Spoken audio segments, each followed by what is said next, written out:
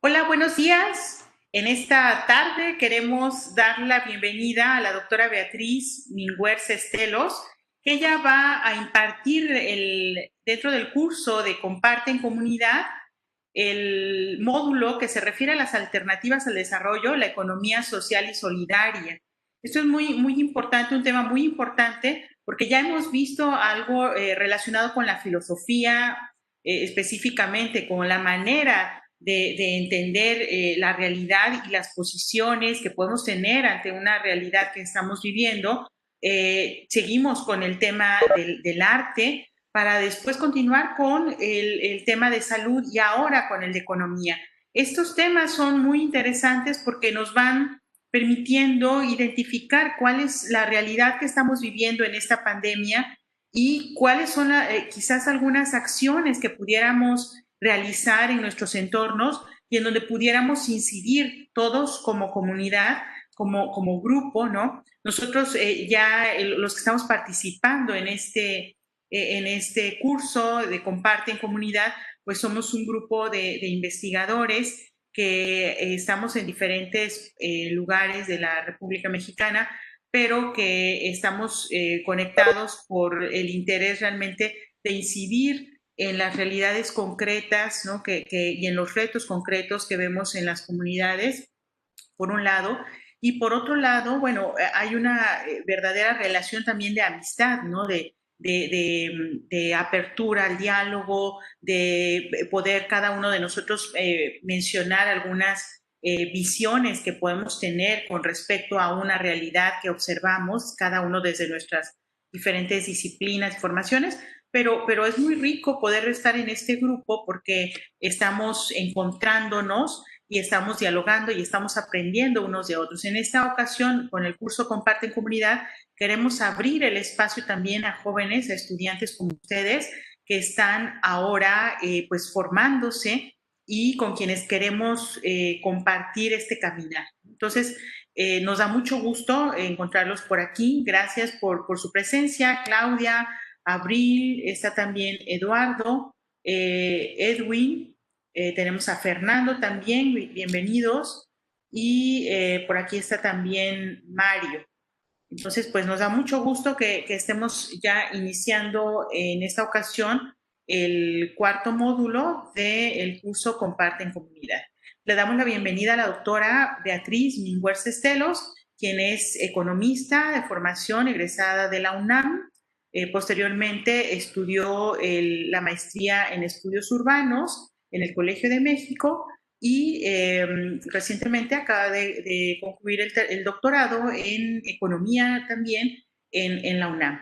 Y bueno, nos da realmente mucho gusto contar con su presencia, además que es una persona muy comprometida con las causas sociales, realmente una persona que no solamente propone, sino también actúa. Entonces eso yo creo que es muy valioso también encontrar este tipo de actitudes, ¿no? En una académica como es Betty. Te agradezco, Betty, y bienvenida. Y bueno, pues es el espacio para que puedas compartir aquí con los chicos. Te doy aquí la función de transferir. Ya está, ¿verdad? Ya Ajá, está, ya ya está. tengo Sí, gracias. ahí la pantalla, no sé si la alcanzan a ver, ¿cierto? Sí, Muy bien. Muchas gracias por estar acá, bienvenidos. Como dice Malú, nuestro objetivo es tratar de incidir de manera positiva en nuestras comunidades y pues este es el objetivo del taller, ¿no? Por eso hemos entrado desde diferentes perspectivas de análisis y perspectivas también operativas, ¿no? De lo que a través de las cuales quisiéramos poder incidir y la idea es esa, ¿no? Más adelante les voy a dar un link para que ustedes revisen. Hay una página muy interesante que justo hace no tanto empecé a revisar y que es por parte de la Unión Europea y algún grupo, por ejemplo, del CIMSUR de la UNAM en Chiapas, que están generando más o menos lo que estamos tratando de hacer aquí, ¿no? Pero ellos obviamente pues en otro nivel y obviamente más recursos, ¿no? Pero nosotros ya teníamos dado este taller cuando empecé a revisar esta página que me hizo favor de enviar una doctora del en la UNAM, y que es más o menos lo que estamos tratando de realizar acá. Entonces, ese nos va a ayudar incluso a medio entender lo que estamos tratando de hacer en términos de la incidencia en un mejoramiento de las condiciones de vida de nuestras comunidades. Lo que les quiero plantear en esta parte del curso es, en un primer momento, de economía es la que tenemos hoy. Y señalarles que hay alternativas, ¿no? Por eso justamente le nombré alternativas al desarrollo de la economía social y solidaria y del cooperativismo, ¿no? Señalando que otra economía es posible. Si ustedes recuerdan, o los que tuvieron la sesión anterior, estaban hablando, yo me integré hasta el último, tuve desgraciadamente clase, pero me integré un poquito antes de terminar la sesión. Y se estaba hablando, se estaba reflexionando de la forma como hemos naturalizado los privilegios de algunos y ocultado la privilegiación de casi todas las personas, ¿no?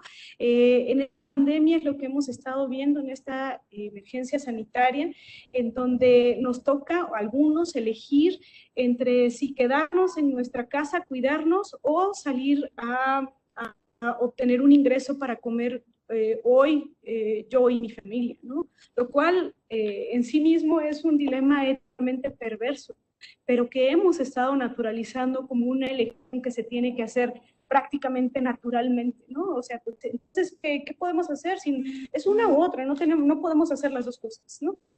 Y es el punto que tenemos que cuestionar, ¿no? Cómo hemos aprendido a naturalizar las desigualdades, y son en realidad desigualdades que se generan desde el alma del propio sistema, y no solamente no es que sean, como ahorita lo vamos a ver, como daños colaterales, como se refiere a la economía ortodoxa, que son algo que le llaman externalidades, es decir, estos daños colaterales que no se quieren, ¿no? Son ineludibles, es la forma como nos venden esta idea la economía, como el propio daño ambiental, por ejemplo, ¿no? O ahorita las muertes en pandemia son daños colaterales, no se quieren, no es algo que se necesite o que se quiera dentro del proceso de producción, pero no hay opción, ¿no? Es el crecimiento económico contra el bienestar social, ¿no?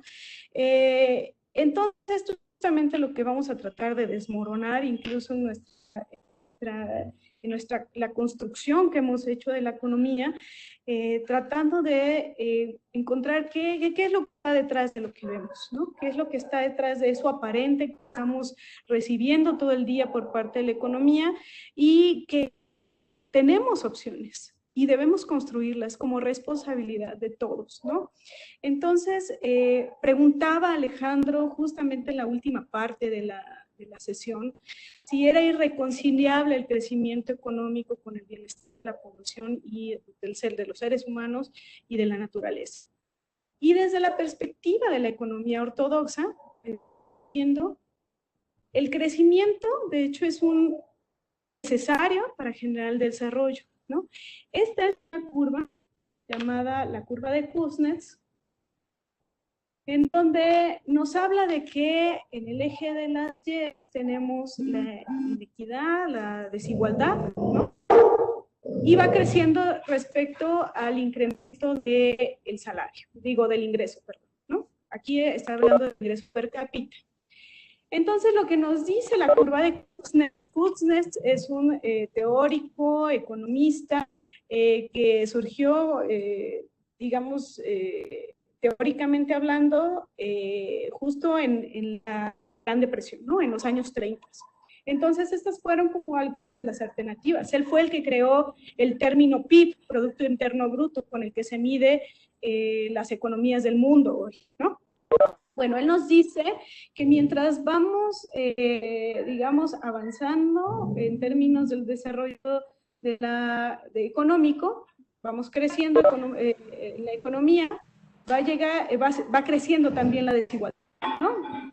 Crece la desigualdad, es un mal necesario, insisto, esta es la externalidad, es un mal necesario, con su propia perspectiva, va creciendo, hasta llegar a un punto en el que empieza a descender la igualdad con crecimiento, ¿no? Esta era la idea. Nosotros, especialmente en América Latina, todo el tiempo en esta parte de la curva. Hemos llegado de aquí para acá, ¿no? Entonces nos hemos quedado justo en la esperanza de que ese crecimiento, ese tal crecimiento económico, efectivamente nos iba a llevar a una mayor igualdad, ¿no?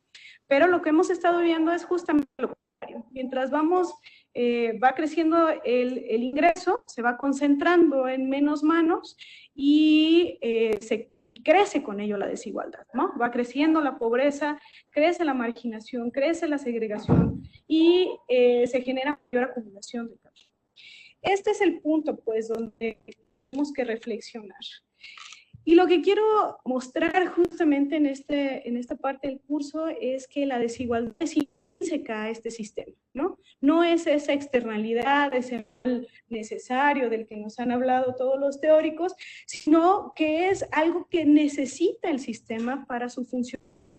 Es decir, si no hubiera pobres, este sistema simplemente no tendría fuerza de trabajo para poderse reproducir. Ya lo vamos a ver, ¿no? Entonces, ese es un primer elemento que quiero resaltar, que este sistema es un sistema éticamente perverso. Segundo, quiero resaltar que esta no es la única economía ni que ha existido, ni que existirá, ni que ha existido a lo largo del tiempo, ¿no? Ni teórica ni prácticamente. Tenemos alternativas, ¿no? Otra economía es posible. Ese es el punto que quiero resaltar. En el momento que nosotros somos agentes de transformación, que podemos cambiar, que somos capaces de incidir en el cambio de nuestra realidad. Entonces, basados, digamos, en estos 3 puntos, es como quiero empezar esta exposición. Ay, me regresé, perdón. Quiero empezar este mural de Diego Rivera, ¿no? Donde nos muestra el inicio de la modernidad en América Latina, ¿no? La modernidad en América en general llegó de manera muy lenta, ¿no? Desde el punto de los teóricos se habla de un epistemicidio, genocidio y de un ecocidio, ¿no? Según los teóricos, historiadores de la naturaleza como Alfred habla de que antes que una dominación militar hubo un dominio ecológico, ¿no? Él le llama imperialismo ecológico. Este imperialismo ecológico se trata justamente de que antes incluso de dominación por parte de los españoles en territorio de lo que hoy conocemos como América, fue una dominación de la vida natural, es decir, hubo un exterminio de vegetales y animales endémicas, ¿no? Incluso en este mural de Rivera, que se muestra como los conquistadores, ustedes ven la figura de Hernán Cortés y la figura de otro con una cara, pues, tirándole a morado, ¿no? Eso estaba significando la traída de muchas de las enfermedades que dieron lugar a este genocidio, ¿no? No solamente por la violencia, sino también por la llegada de muchas de las que extinguieron gran parte de la población endémica, ¿no?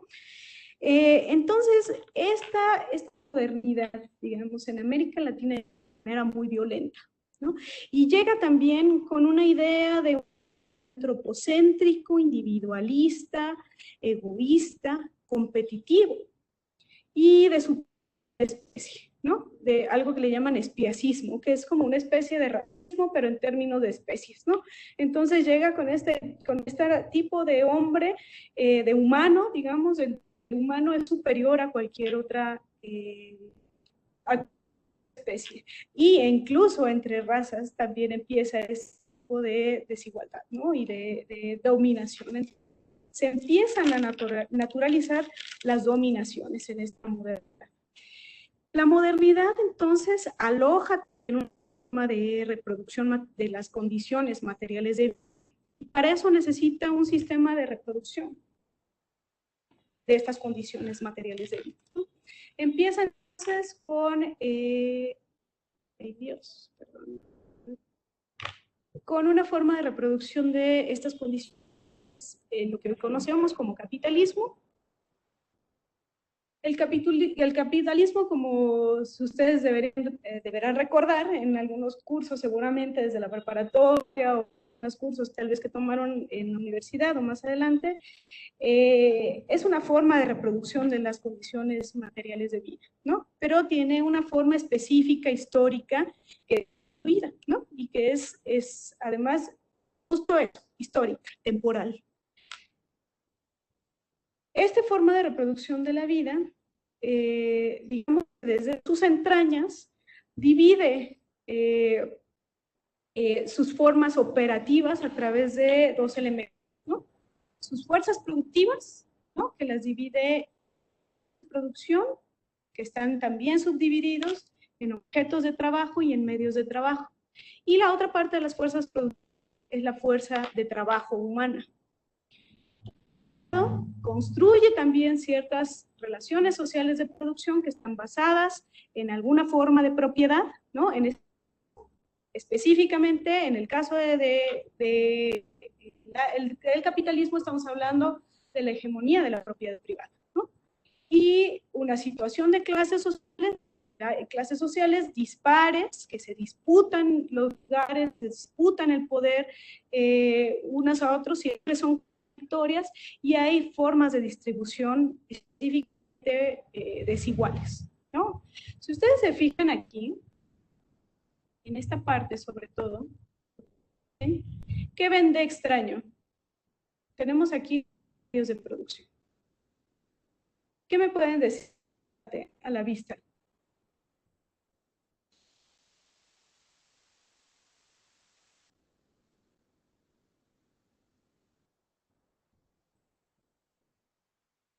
Véanlos bien, son medios de producción, hay objetos de trabajo y medios de trabajo. ¿Qué ven ahí que les saltar a la vista y decir, oye, pero ¿por qué esto es esto? ¿No les llama algo la atención ahí?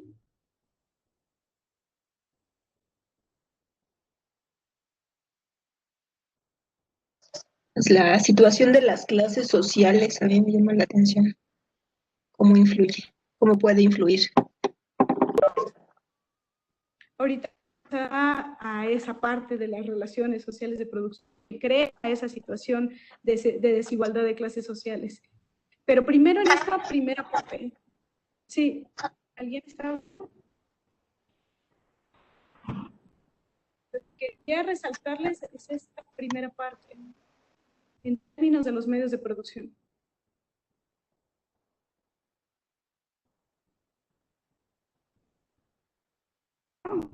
Les voy a decir, la naturaleza es un objeto de trabajo, es un objeto, es una cosa apropiable. La naturaleza desde el punto de vista de la economía ortodoxa es una cosa que se puede enajenar simplemente porque aparece como de la nada. Es un objeto y me lo puedo apropiar y lo puedo transformar y lo puedo dominar y lo puedo controlar y domesticar, ¿no? Eso es, se naturaliza, digamos, la objetivación de la naturaleza. Pero también hay algo oculto en esta parte. Justo en esta otra parte. Otra de las fuerzas productivas es objetivizada también en el proceso de producción. La fuerza de trabajo humana. Y la naturaleza son las dos fuentes de riqueza de cualquier medio de reproducción de la vida. El trabajo humano y la naturaleza. Y en este sistema de producción de la vida, tanto la naturaleza como el ser humano son objetos. Objetos que son medios para la generación de ganancia, ¿no? Eso es lo que sucede. Aquí en este sistema de reproducción o que se erige como un sistema de reproducción de las condiciones materiales de vida, estas dos fuentes de riqueza se convierten en cosas. Y en el mejor de los casos, la naturaleza se convierte en mercancía, porque en muchos otros casos no es ni mercancía, ¿no? Al menos a la mercancía fuerza de trabajo, porque es una mercancía así tipificada, mercancía fuerza de trabajo, se le retribuye al menos para su reposición, ¿no? A través del salario. Pero la naturaleza no recibe ninguna retribución a su explotación. Entonces, en un primer momento vamos a resaltar esta parte, ¿no? Ahorita vamos a ver esto de la situación de las clases sociales y cómo incide también, cómo genera esta disputa y estas contradicciones fundamentales del propio sistema. Entonces, se generan estas relaciones también, como va del propio modo de producción, se generan relaciones de dominación, relaciones de poder, que generan estas contradicciones fundamentales que devienen en la explotación y en la dominación del mundo humano y el no humano. Entonces, en términos de la relación del capital con el trabajo, nos encontramos para estos fines que quiero yo aquí establecer con una contradicción fundamental, que es la que vamos a encontrar en las relaciones sociales. Estas relaciones sociales, digamos que en cualquier forma, en cualquier empresa ustedes van a ver esto, porque es esto lo que está detrás de esta forma de reproducción de la vida. Existe una necesidad del trabajo colectivo. El trabajo no se puede por una persona, ¿no? Todas las empresas que ustedes vayan a ver generan por trabajo que necesita fuerza de trabajo colectiva, ayudada mutuamente, ¿no? A partir de esta división del trabajo también se necesitan mutuamente.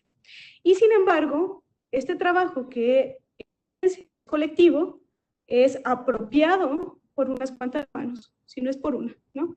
Es apropiado este trabajo por unas cuantas manos y de ahí, digamos, que empieza esa desigualdad.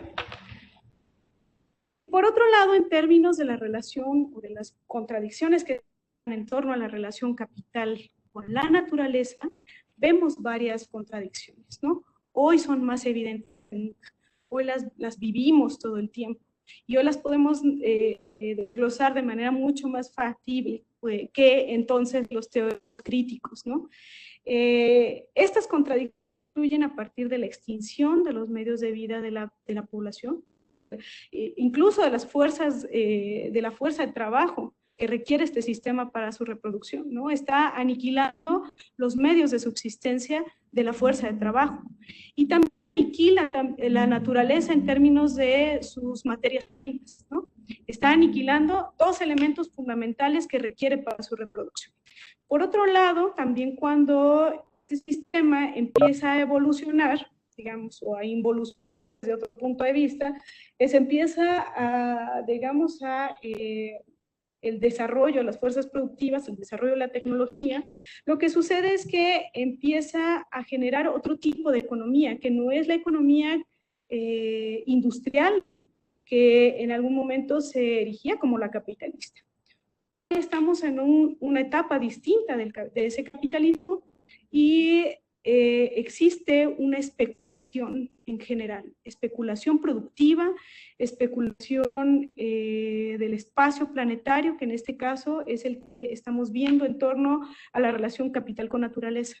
Hay una especulación del suelo urbano y se apoyan unos cuantos y por la clase que vamos a ver más adelante es la clase parasitaria. Es una clase que no importa nada a la generación de productos, ¿no? Que supuestamente se hicieron para... Perdón por mi perro que enloquece con los demás perros. Está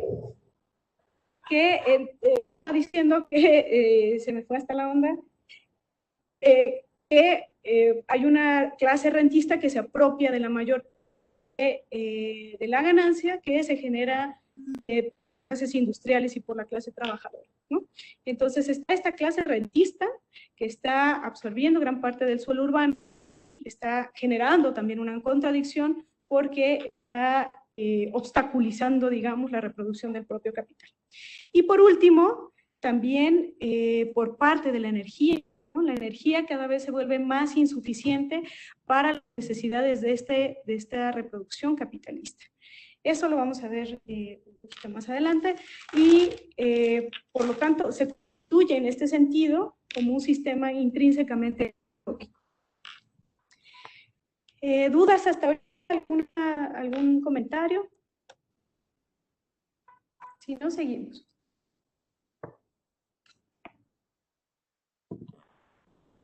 Bueno, continuamos. Para esto se necesita, para esta realidad, se necesita construir un cuerpo teórico que soporte esta realidad, ¿no? Que legitime esta realidad.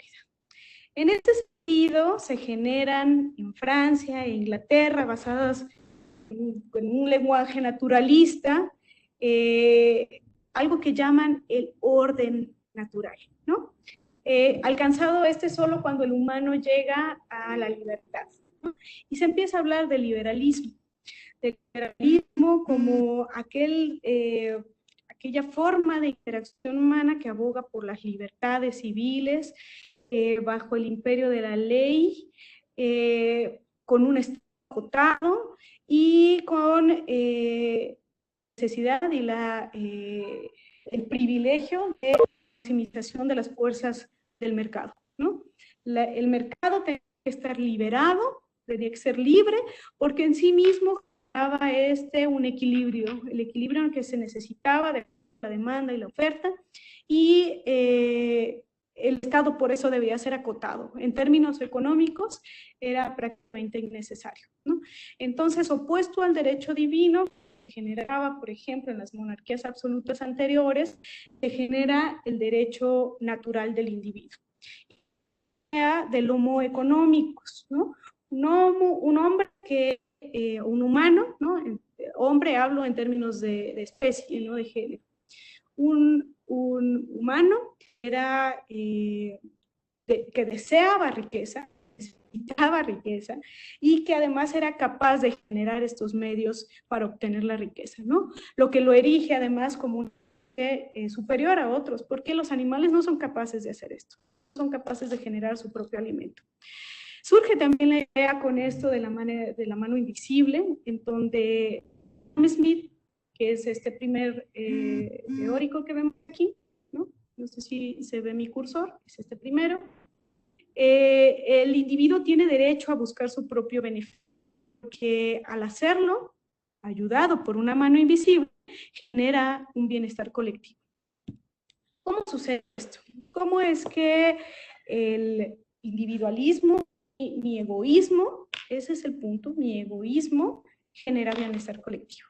Bueno, en un ejemplo burdo podemos decir, yo soy un capitalista, yo soy un empresario, y yo lo que quiero es obtener ganancias, ese es mi objetivo. Yo quiero obtener ganancias. Yo si empiezo un negocio, lo que quiero es obtener ganancias, y ese es mi egoísmo, ¿no? El egoísmo es lo que me está haciendo mover a crear un negocio o una empresa. Pero resulta que yo no puedo, ¿no? No puedo obtener ganancias por mí misma. No estoy, en mi ignorancia no sé por qué. No sé por qué yo sola no puedo. Entonces necesito medios de producción, necesito algo de tecnología, maquinaria, equipo, herramientas, etcétera. También necesito fuerza de trabajo que me ayude. Entonces, en ese egoísmo mío de generar una tasa de ganancia, una porción de beneficio, yo tengo que contratar personal, comprar materias primas, tengo que comprar medios de producción, y lo que hago es activar la economía, ¿no? Lo que hago es dar trabajo, empleo, y a partir de ese empleo, pues hay gente que vive de ese ingreso. Mi objetivo no era generar empleo, no era reactivar la economía, pero estar común, ¿no? Eso es lo que nos hace pensar este sistema de reproducción de las condiciones materiales de vida, que ese egoísmo mío, tener la ganancia, hace que todos estemos mejor. Bueno, la economía política es la primera, digamos, la primera economía que empiezan a surgir los economistas clásicos, hace apologética de este individualismo capitalista, ¿no? Y como toda ciencia en su afán de su pretensión de universalidad, se generaliza. Dice, bueno, esta es la economía, ¿no? Y este es el tipo de economía que nosotros estamos teorizando, que estamos viendo la realidad y que se genera aquí teóricamente a partir de este cuerpo teórico y la generalizamos. No existe otra economía más que esta. Entonces, incluso un poco más adelante, por los seguidores de estos tres economistas clásicos, Adam Smith, Marx y David Ricardo, generan como otra camada de economistas, que incluso ya le quitan el apelativo de política, ya es economía a secas, ¿no? Marshall quita el apelativo de economía política para llamarla economía, y esa es la economía que nos enseñan en las universidades. Estos economistas clásicos, estos que les estoy mostrando aquí, se preguntaban qué está del precio de las mercancías, por qué una mercancía tiene un precio determinado. Y ellos estaban encontrando que si había algo detrás o no, ¿qué existía detrás de ese precio de la mercancía? Y después de, digamos, de hacer todo este análisis de cómo funciona la economía, ya la economía industrial, estamos ya en la era industrial, determinan que sí hay algo detrás del precio. Y lo que está detrás del precio de la mercancía es el trabajo. El trabajo en un primer momento, el trabajo en abstracto. El trabajo humano es lo que genera, o lo que está detrás, digamos, no necesariamente el precio último, porque eso sí encuentran que el precio último en el mercado no es el mismo, no se corresponde necesariamente con el trabajo, pero sí el trabajo es una base para la determinación del precio de las mercancías. Sin embargo, los economistas que siguieron a este primer cuerpo teórico de los clásicos, ellos dicen, no, pues no es verdad, aquí no pasa nada, tranquilos, el trabajo no es lo que, no hay nada, no hay un valor intrínseco, no hay nada detrás del precio de las mercancías, más que un juego de oferta y demanda, de utilidad, ¿no? Es la utilidad de cada persona, es lo que determina mercancías, ¿no? Entonces, la primera se llama la teoría objetiva del valor, mientras que esta es la teoría subjetiva, ¿no? Es decir, que si esta pluma, por ejemplo, y esta pluma, perdón, yo la tengo y se las vendo a ustedes. Las vendo, digamos que tuve un costo de producción de 5, pero con mi margen de ganancia les voy a poner, se las voy a dar en 10, ¿no? Soy gandalla. Entonces yo quiero 10 pesos por esta pluma para ustedes. Pero ustedes resulta que por un lado a lo mejor no les interesa escribir, ¿no? Ya ni es pluma, sino les gusta escribir a máquina, en la computadora, ya no usan, o no se les da la gana de escribir ahorita, o tienen muchas plumas. Y entonces, no tienen mi pluma. Y yo les digo, oigan, pero son de 10. No, yo no quiero. Bueno, entonces se los doy a 7. No, tampoco quiero. Bueno, a 5, pues. No, tampoco. A 3, ¿no? Debajo de mi costo de producción. Y ustedes, bueno, dicen, está bien, dame. La utilidad que ustedes tienen determina el precio de la mercancía, ¿no? Otro ejemplo que se da mucho en la universidad, cuando estás aprendiendo economía, es, por ejemplo, cuando estás corriendo un maratón, ¿no? Y maratón y estás exhausto y deshidratado. Entonces llegas a la tienda y quieres una botella de agua. Quieres la botella de agua y la primera botella es revivir, ¿no? Es una cosa magnífica, yo estaba deshidratada, necesito tomar más agua y me tomo esa primera botella de agua y es lo más delicioso del planeta, me revive. Dan otra botella de agua. Y yo me la vuelvo a tomar, aunque Ya no siento lo mismo, esa súper satisfacción que tenía en la primera botella, pero me tomo la segunda, ¿no? Todavía me sabe bien. La tercera botella ya empieza medio a sentir así medio hastiada, ¿no? La cuarta botella, yo ya estoy que no la soporto, ¿no? Yo ya no la quiero porque ya es demasiado y ya resulta más que un bien, es un mal. Esa es la subjetividad por la cual termina, según los economistas que le siguieron a los clásicos, los neoclásicos, determina el precio de las noticias, ¿no? Es la teoría subjetiva del valor. De acuerdo a mi utilidad, yo prefiero A o B, ¿no? Así está aquí la imagen de la chica prefiriendo el chocolatito respecto a la manzana. Entonces, esa es la idea. Estos economistas clásicos, que es la economía del mainstream, el que se enseña hoy, el que rige el mercado, olvidó lo que se había desarrollado por los clásicos, que era justamente esta idea de que detrás del precio de las mercancías, detrás de cada cosa que se crea, hay trabajo humano vivo, hay vida aquí. En esta pluma hay vida, en este cuaderno hay vida, en esto que estoy aquí tocando hay vida humana, hay vida natural. Les olvidó a ellos y lo único que dicen es que, bueno, este es un juego de mercado, va y viene y depende de la subjetividad de la gente, que les gusta o no les gusta, la necesitan o no la necesitan, determina el precio. Se olvidan que detrás hay trabajo humano vivo. Bueno. Para los economistas neoclásicos, existen tres factores de la producción. Son mistificaciones, es decir, se oculta lo que hay detrás de estos factores, ¿no? Entonces, por ejemplo, si yo soy dueño, yo soy propietario de la tierra, es decir, soy de la clase terrateniente, ¿no? Mi premio a la propiedad privada de la tierra, o del suelo, por ejemplo, ahorita el suelo urbano es el que es más cotizado, yo obtengo como ganancia una renta. Yo no estoy haciendo nada, no creo nada, pero yo tengo un pedazo del espacio planetario y ese espacio planetario me da derecho a obtener una renta, ¿no? La merezco, tengo una renta, no sé por qué, pero yo obtengo una renta. El premio a la propiedad privada de la fuerza de trabajo es lo único con lo que cuenta la clase trabajadora. Esta es la clase trabajadora. Yo no tengo más que mi fuerza de trabajo, yo no tengo medios de producción, no tengo capital, no tengo, lo único que tengo es mi fuerza de trabajo.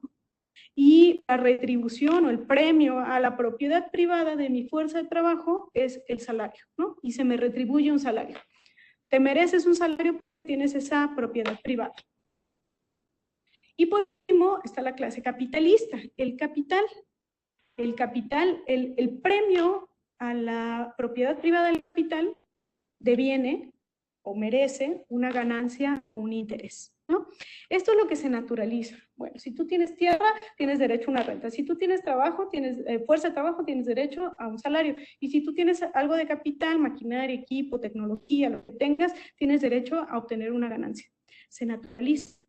Sin embargo, lo que descubre uno de los clásicos que estábamos viendo ahí, que es Karl Marx, descubre que lo que está detrás del premio, de este premio supuesto a la renta del suelo, que no produce nada, que no genera ni un producto, nada, y el premio a la clase capitalista que sí produce, que sí genera, digamos que es la clase productiva porque genera un proceso de producción a partir de la explotación de la fuerza de trabajo y la inversión en capital, genera productos, pero tanto la ganancia como la renta del suelo se desprende de la explotación del trabajo humano, ¿no? Esa es una diferencia con los otros clásicos, ¿no? Karl Marx dice que no es el trabajo en abstracto, sino la acción transformadora del trabajo, que es la fuerza de trabajo. Esa fuerza de trabajo vivo que se está generando hoy, por ejemplo, en las fábricas, en el trabajo agrícola, por ejemplo, pero que se está generando en este momento, esa es lo que está detrás de que descubre que se llama plusvalor. El plusvalor es la explotación de la fuerza de trabajo, es trabajo impago. Acá, por ejemplo, esta flechita denota la jornada de trabajo. Una jornada de trabajo de 8 horas, digamos, que es la legal, ¿no? Bueno, esta jornada de trabajo se divide en dos. Una es el tiempo de trabajo socialmente necesario, que es, digamos, el tiempo que se necesita para reponer la fuerza de trabajo. Todos tus medios de subsistencia, lo que tú necesitas para reponer fuerza de trabajo es esta parte, ¿no? Esta primera parte, que se expresa en salario, ¿no? Eso es lo que ganas tú en tu jornada de trabajo, pero no es lo que creas. Tú creas más de lo que te retribuyen en forma de salario. Hay otra parte de la jornada de trabajo que se llama valor, trabajo impago, que es justamente esta acción de lo que tú creas, de tu trabajo. Esta parte es el fundamento de la ganancia del capitalista. Esto es lo que genera ganancia. No se genera la retribución por el premio a que invirtió el capitalista y él se merece entonces ese capital, él se merece eso, ¿no? En realidad lo crea la fuerza de trabajo. Y se es arrancado de tu valor, tú creaste ese valor, el valor que se obtiene en toda esta jornada de trabajo, pero a ti solamente se te paga una parte de ese valor que tú creaste. De hecho, en esta última, en la anterior conferencia, en la del mercado de trabajo, nos mencionaba Valeria que algunos estudios señalan que solamente se les paga del valor que crea un trabajador en promedio el 2% de su trabajo, ¿no? Entonces, imagínense que a ustedes solamente le están pagando el 2% de lo que ustedes le están dando a crear a esas grandes corporaciones capitalistas para la trabaja. Bueno, hay otros mecanismos hay dos mecanismos de generación de plusvalor. Uno es el plusvalor absoluto, que es alargando la jornada de trabajo, como se ve aquí, ¿no? Simplemente de 8 a 12 horas te alargo la jornada, o simplemente te disminuyo el salario, ¿no? Para términos prácticos, no te pago ni lo precio de los medios de subsistencia que necesitas tú para regenerarte, ¿no? Mucho menos para tu familia. Apenas estamos hablando de ti como fuerza de trabajo, que estás generando ese valor. Ni siquiera alcanzó yo a cubrir esas necesidades básicas. Eso pasa en muchísimos lugares, ¿no? Incluso en algunos lugares aquí en México, incluso con salario mínimo tope que tenemos, ¿no? Apenas alcanza a cubrir las necesidades básicas, ¿no? Aún con el incremento de los últimos años. Por otro lado está otro de los mecanismos para extraer los valores, es decir, para explotar a la fuerza de trabajo, que es a partir de lo que llama plusvalor relativo, que eso es a través de la intensificación del trabajo, a través de la tecnología. La tecnología genera que tú, en el proceso de trabajo, crees más producto, ¿no? Generas más valor en el producto, ¿no? Esos son, digamos, los mecanismos que este sistema de reproducción genera para su regeneración, para su reproducción. Entonces, a resaltar en digamos, en esto que les estoy comentando, es que lo que mueve al sistema de reproducción de las condiciones materiales de vida no es la satisfacción de necesidades humanas, ¿no? Su motor es la generación y reproducción de la ganancia, ¿no? Eso es lo que descubre en primer Marx en digamos, para los fines que nosotros estamos viendo en esta parte del curso, es lo que nos interesa saber, ¿no? No es un sistema de reproducción de la satisfacción humana, no crea productos para satisfacer a los seres humanos, ¿no? Crea productos para generar ganancia. Esa es la lógica de la ganancia. Y por otro lado, lo que produce plusvalor, que es el fundamento de la ganancia, es el humano vivo, que es lo que está detrás de cada producto que existe. No son productos, son mercancías, todo se cambia en el mercado, todos son mercancías, todo es comercial. Esto es en términos de la relación capital-trabajo. Esto es lo que crea la explotación de la vida humana. Pero en términos de la explotación de la naturaleza, es algo que no alcanza a desarrollar el propio Marx, ¿no? Porque en ese momento, en el siglo XIX, lo que estaba sucediendo eran otras condiciones, no se notaba tanto, si bien ya existía la deforestación, que es parte de lo que él desarrolla en sus notas periodísticas, ¿no? De cómo está deforestando lugares allá en Alemania, en Treveris, donde él nació, denuncia eso en sus notas periodísticas, pero no alcanza a notar las contradicciones que se generan dentro de este sistema respecto a la naturaleza, ¿no? Y esto lo podemos ver hoy de manera mucho más clara, es más patente cada vez, ¿no? Por ejemplo, en prácticas como el monocultivo, que son estas que estamos viendo aquí, esas se generan en todo el mundo, ¿no? En España, por ejemplo, se genera el monocultivo de eucalipto, o en China, en algunas zonas de China, se genera monocultivo de arroz, aunque en términos de China, por ejemplo, tiene una razón distinta a la explotación de la naturaleza, ¿no? Se genera por cierta protección o cierta seguridad alimentaria, es como un sector estratégico la alimentación, entonces ellos lo necesiten o no, generan una sobreproducción de arroz. Es como una especie de esa, ¿no? De protección de soberanía nacional, ¿no? Estratégico. Pero digamos que si esto se genera en el mundo, pero en América Latina, otra vez insistimos en cómo la modernidad se ha generado de manera más violenta aquí en América Latina. En América Latina los monocultivos son mucho más agresivos, ¿no? El monocultivo, por ejemplo, de café en Colombia, monocultivos de soja en Brasil o en Argentina, monocultivos banana en Ecuador, monocultivo de maíz en casi toda América, monocultivo de caña de azúcar en Cuba, monocultivo de piña en Costa Rica, ¿no? Esto genera una degradación del suelo, ¿no? Es distinto, por ejemplo, a lo que se generaba aquí. En algunos lugares se sigue generando como lo que conocemos como milpa, que es la rotación de cultivos y que regenera los nutrientes del suelo, ¿no? En la milpa se va en la producción del frijol, del maíz, de la calabaza y del chile. Estos 4 cultivos se van rotando y van regenerando todos los nutrientes que necesita la tierra y no la degradan. Regenera la fertilidad de la tierra. En el caso de los monocultivos, lo que hace es erosionar la tierra y generar una desertificación del suelo, ¿no? Cada vez es menos productivo, cada vez es menos fértil la tierra.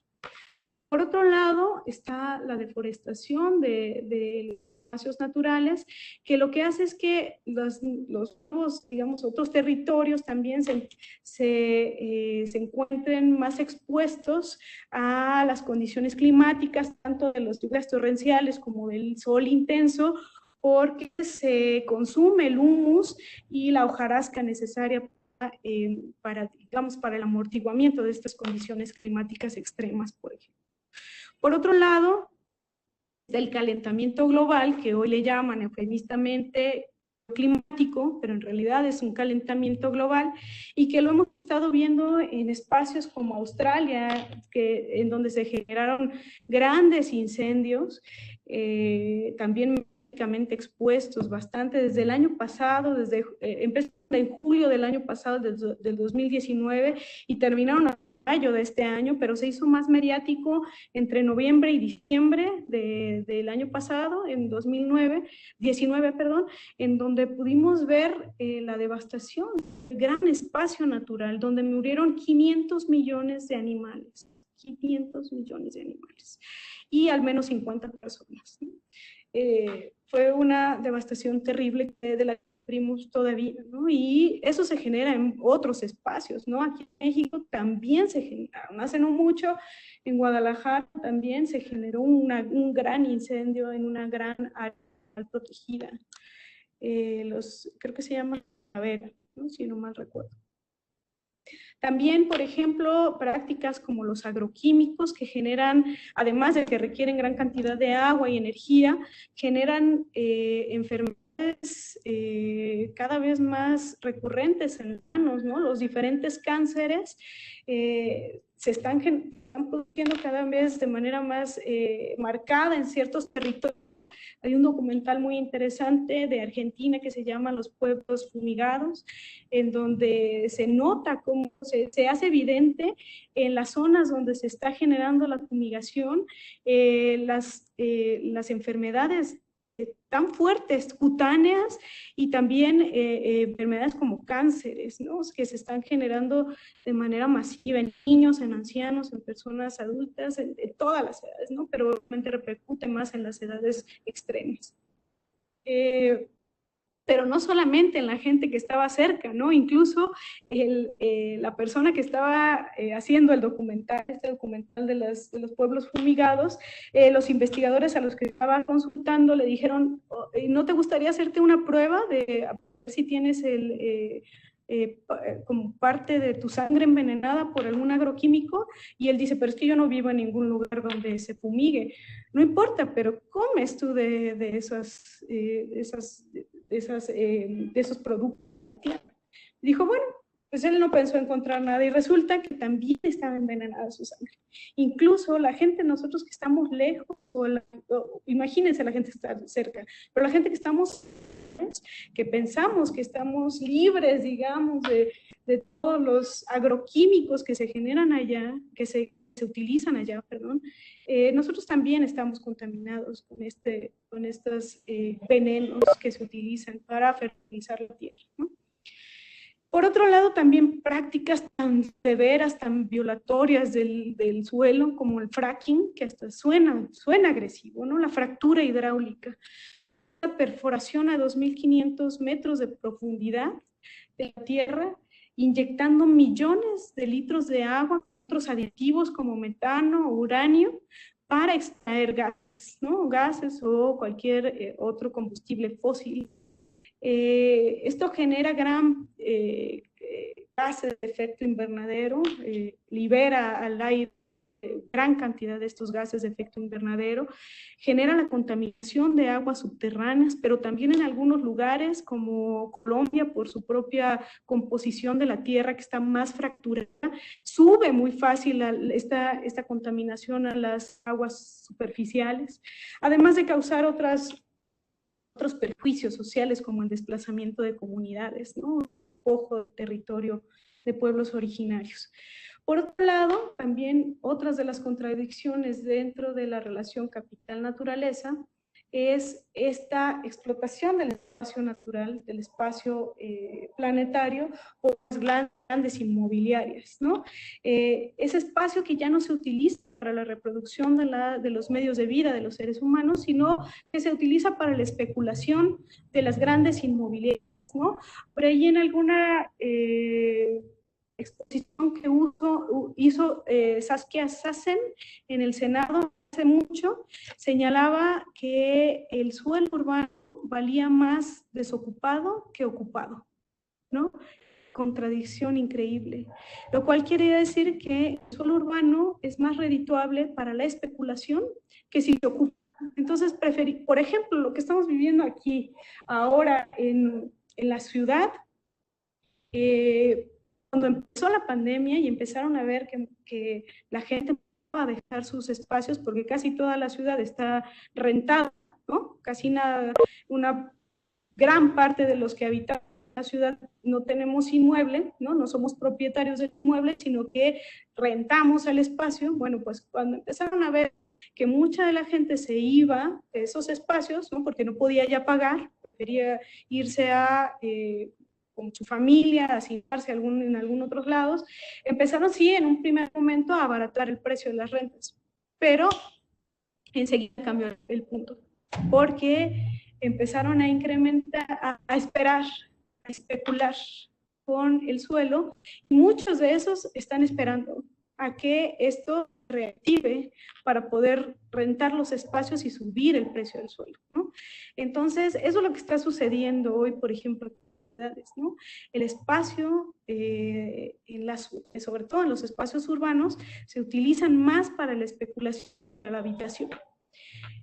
Eso también aunado a otros proyectos, por ejemplo, proyectos turísticos, donde obviamente aniquilan gran parte de los manglares, por ejemplo, eso sucedió en Campeche, sucedió en Yucatán, en Cancún, ¿no? Donde estos grandes consorcios hoteleros eliminaron gran parte de los manglares y después, por ejemplo, en la zona de Tulum, que era donde empezó a llenarse de algas, ¿no? Y bueno, eso perjudicó incluso a los grandes hoteleros porque ya no era tan bonita la vista como antes, que al final es la naturaleza como paisaje también la que se renta, ¿no? Por otro lado, también tenemos proyectos como el llamado IRSA, de Plan, que es un gran megaproyecto que se genera en toda América del Sur y que se disfraza como proyectos locales, ¿no? Son proyectos de infraestructura local que van a unir una población con otra y que son carreteras grandes y expropian parte de la propiedad de las comunidades, porque pasar por aquí el progreso, ¿no? El progreso pasa por ahí porque son las carreteras las que expresan el progreso poblaciones, ¿no? Van a tener un espacio aquí donde van a poder estar comunicados, bla, bla, bla.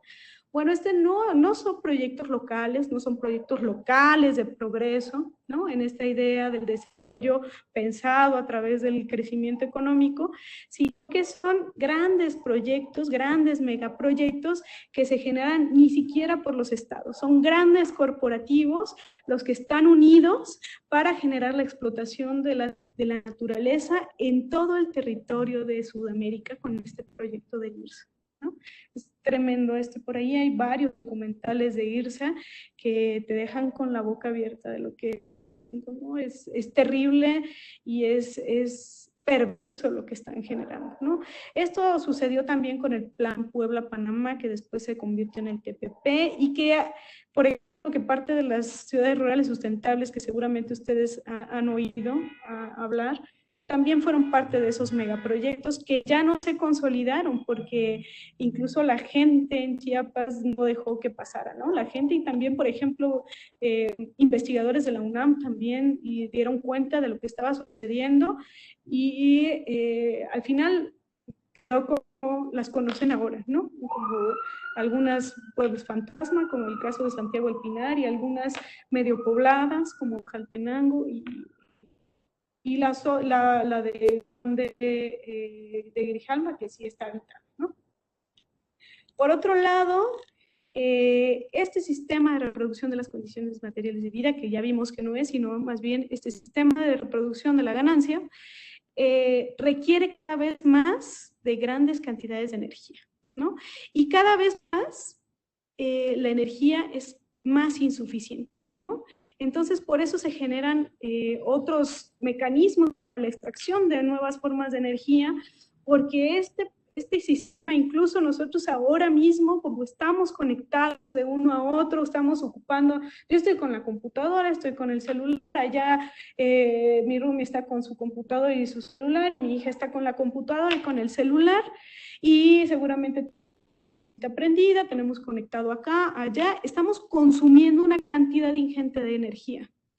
Energía que cada vez más en este sistema es más cara, tanto económicamente como ambientalmente, ¿no? Los costos son altísimos y cada vez es energía insuficiente, ¿no? El sistema de reproducción de la ganancia se generó justamente por la energía barata. Y que ahora estamos presenciando esa energía que cada vez se desgasta más, ¿no? Por eso hablamos de un sistema intrínsecamente entrópico, es decir, desgastante de la energía. Cada vez desgasta más energía o genera energía que no es buena para generar trabajo o movimiento, ¿no? Es cada vez más desgastante de la energía. Todo esto se genera justo por la lógica de la ganancia, todo esto, ¿no? Todo esto que estábamos viendo. Déjenme que ya se trabó esta cosa. ¿Ven que cambia?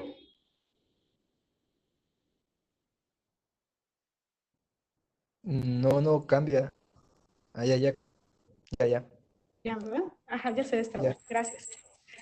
Bueno, esto es justamente por la lógica de la ganancia, es como su interpretación lógica, ¿no? Formal de la ganancia.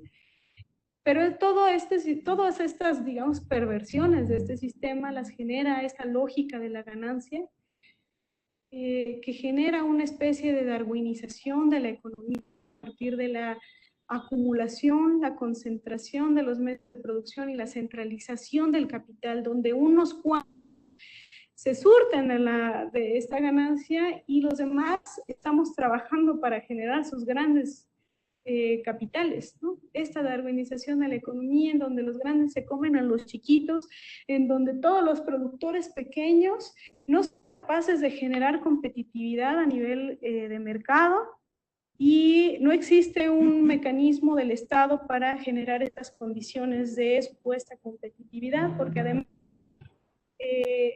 aparentemente la competitividad es lo que busca este sistema de reproducción de ganancia.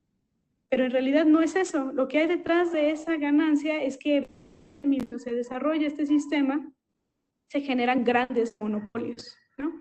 Grandes acumulaciones, grandes centralizaciones del capital, y no existe. Esa competencia es un ideal, es una utopía que se crea solamente en la teoría. En la práctica, estas contradicciones fundamentales del capital llevan a la centralización de los medios de producción y a la concentración del capital, ¿no? Entonces, simplemente la competencia no es posible en este sistema porque se generan estas grandes concentraciones del capital, ¿no? Entonces, existe, digamos, desde sus propias utopías, esta selección natural de capital, en donde los capitales más eficientes se quedan y obviamente se comen a los chiquitos, ¿no?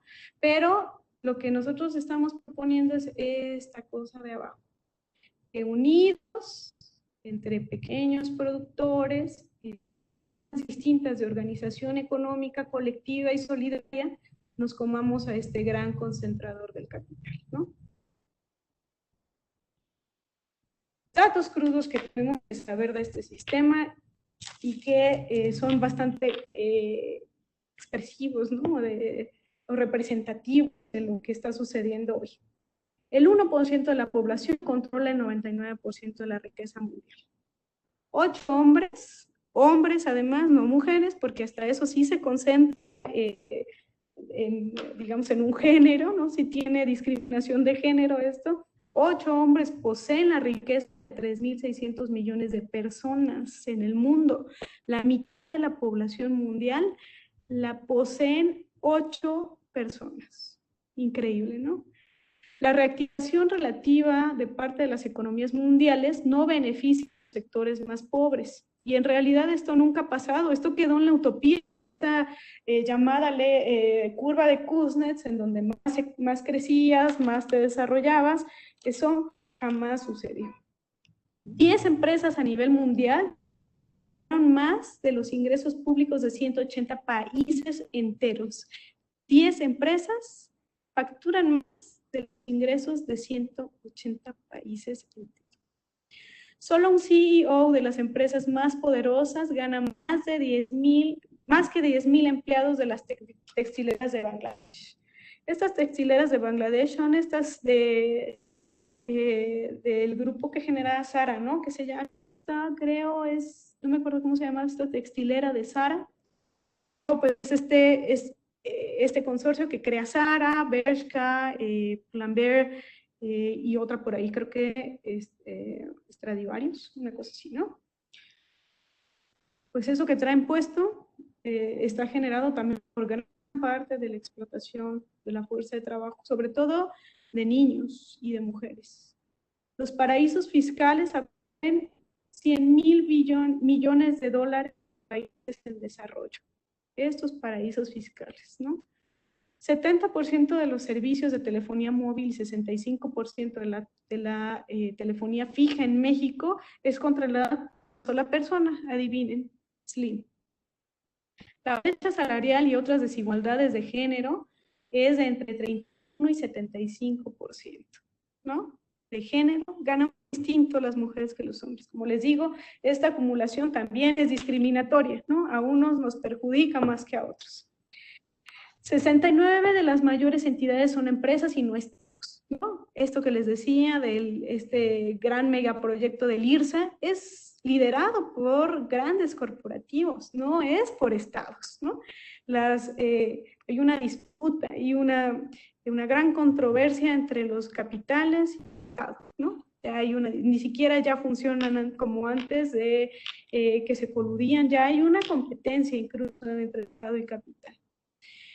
No es extraño, perdón, que los 8 personajes con mayor concentración de la riqueza del mundo dediquen sus esfuerzos a la explotación de las rentas tecnológicas, que son Microsoft por Bill Gates y Oracle por Ellison, Grupo Carso, Slim, Facebook por Zuckerberg, o Bloomberg por Bloomberg y Amazon por Bezos, ¿no?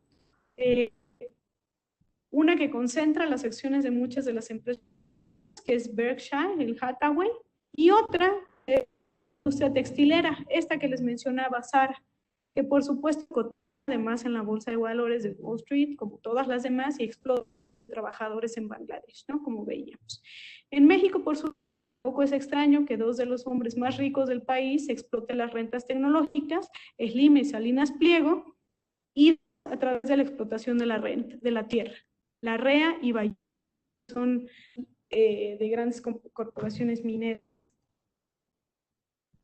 ¿Qué se propone entonces? Se propone que se genere un entendimiento distinto y que se devele lo que está oculto ontológica y epistemológicamente detrás de lo que de lo que hemos aprendido, de las prácticas que tenemos hoy, de cómo nos construimos nosotros como ese homo economicus, ¿no? Antropocéntrico, egoísta, competitivo, y nos vayamos a pensarnos de manera distinta, porque no somos intrínsecamente el lobo del hombre, ¿no? No somos, como decía, se me fue Hobbes, el lobo del hombre, ¿no? Podemos ser otra cosa, podemos ser seres comunitarios, como lo hemos sido, podemos ser seres que generan ayuda mutua, apoyo, solidaridad, no competitividad, ¿no? En contra de esa competitividad que nos han enseñado como naturalizada en el.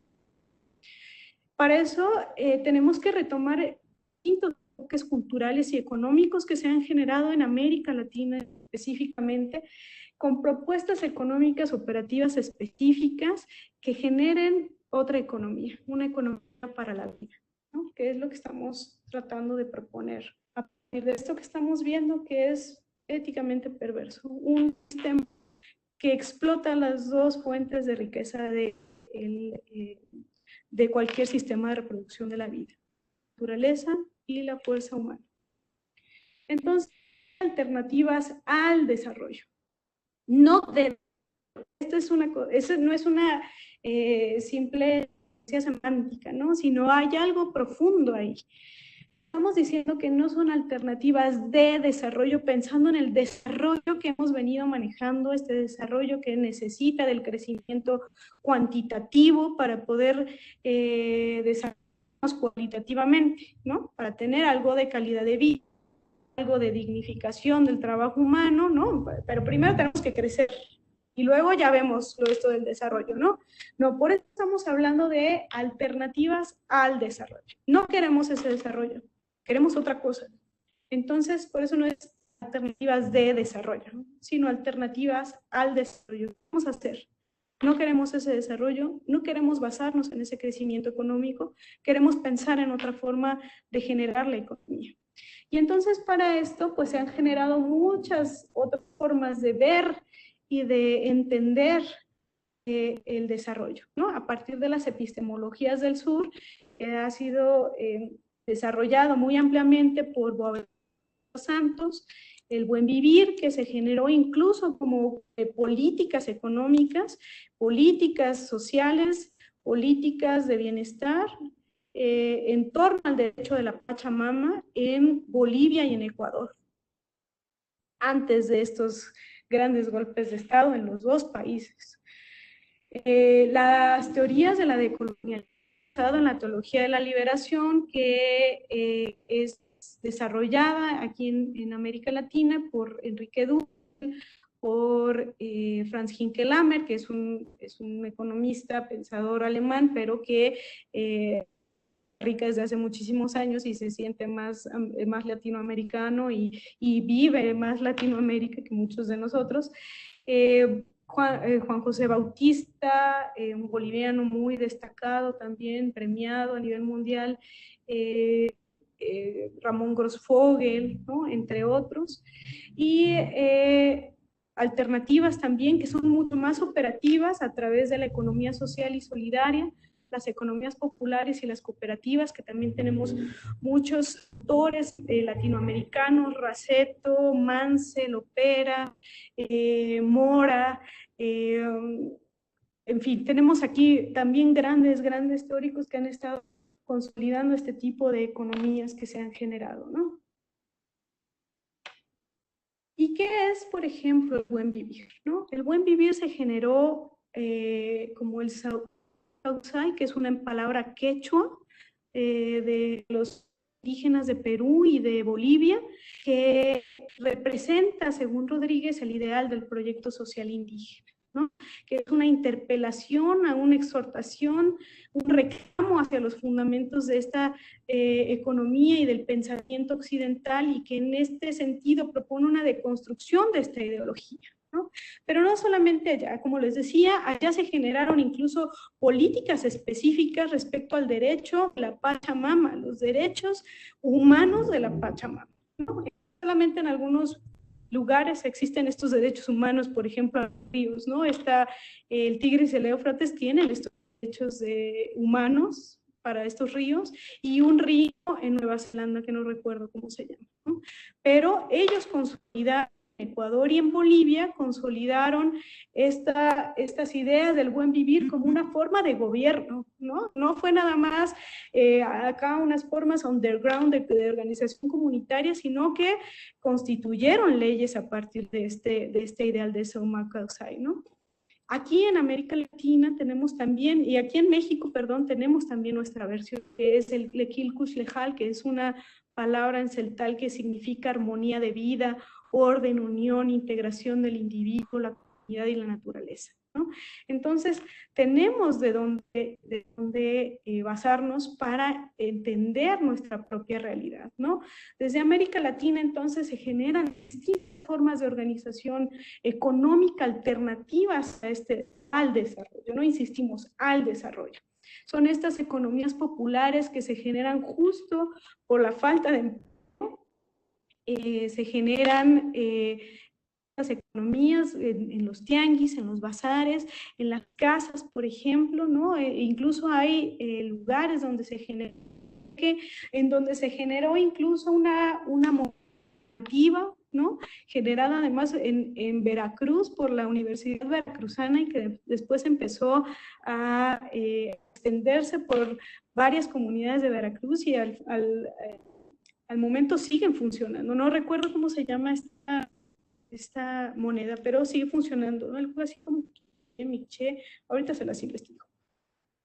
Pero las economías emergentes, economías sociales, las economías populares y las economías sociales y solidarias están basadas en la cooperación y en la ayuda mutua, ¿no? Hay potencias de transformación que podemos estar viendo en América Latina y en México en especial. Uno, que es, a pesar de lo que parezca, es justamente lo contrario, ¿no? Para los estándares de la occidentalización y de lo que significa ser desarrollado, la informalidad del trabajo es un problema. Bueno, esta puede ser una potencia de transformación, porque eso es justamente la informalidad del trabajo, es lo que ha generado la posibilidad de generar estas otras economías alternativas, ¿no? Estas otras economías, las economías sociales, solidarias, las cooperativas, todas estas han devenido justo de la necesidad de generar un ingreso para la supervivencia. Después, entendiéndola como una forma de emancipación del trabajo humano, ¿no? Una forma de liberación también de la naturaleza. Es digamos, esta forma de dignificar el trabajo. También existe en México otra potencia, incluso para el llamado progreso occidental, también es un obstáculo, que es la propiedad social. Recordemos que lo que motiva, o digamos el motor, el cuerpo jurídico que sustenta a este hecho económico que es el mercado, es la propiedad privada, ¿no? La propiedad social, entonces, es una potencia también de transformación, y México tenemos en especial una potencia de transformación importante en este sentido. A todas las disputas que existen entre la tierra por las formas de propiedad que tenemos acá, el 51.2% de toda nuestra superficie de México es propiedad social y está en forma de comunidades agrícolas y ejidos, y otras formas de propiedad que poco a poco se han ido diversificando a partir de 1992, que se hizo la reforma al artículo 27. Pero aún con todos estos años, desde 1992 a la fecha, no lleva más que cerca del 2% de ejercicio del derecho al dominio pleno de estos espacios, ¿no? Quiere decir que hay una gran apego tierra todavía, ¿no? La gente no ha querido deshacerse de esa propiedad social, a pesar del abandono al campo, a pesar de que ya no reditúa ni siquiera esa producción que se genera en las comunidades agrícolas y en los ejidos. Y sin embargo, con todos estos años, no se llega al dominio pleno en una gran proporción. Por otro lado, tenemos otra potencia de transformación que son nuestros propios, no son nuestros, ¿no? Pero siempre lo decimos así como por apego, pues, son los pueblos originarios, ¿no? Estos pueblos originarios que siguen ahí, que han dado una gran, que siguen consolidándose, que siguen luchando por su territorio, por su espacio, por la naturaleza, por los derechos de la naturaleza, por formas de organización comunitarias, tanto políticas como económicas, y que ellos nos pueden dar una gran enseñanza de lo que tenemos que construir hacia el futuro. Entonces tenemos aquí lo que podemos irnos acercando, ¿no? A la economía social y solidaria, que es aquella que tiene también, según González Butrón, una formulación teórica a partir de las experiencias de la producción, la distribución, el consumo, que comparten algunos rasgos constitutivos de solidaridad, cooperativismo, mutualismo, autogestión comunitaria, que definen una racionalidad especial y que implican comportamientos sociales y personales.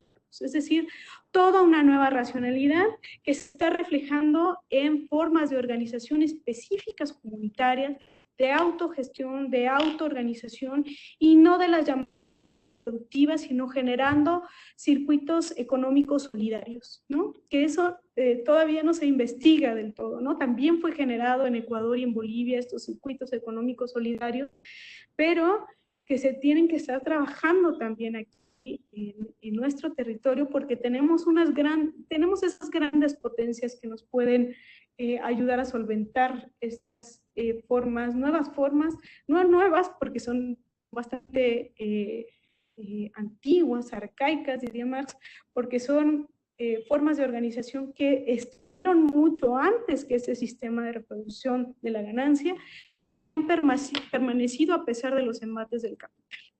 Entonces, lo que estamos proponiendo acá es generar formas de organización cooperativas, ¿no? Las llamadas sociedades cooperativas, que son, digamos, la alternativa a las sociedades anónimas, a las empresas, a las que conocemos como empresas.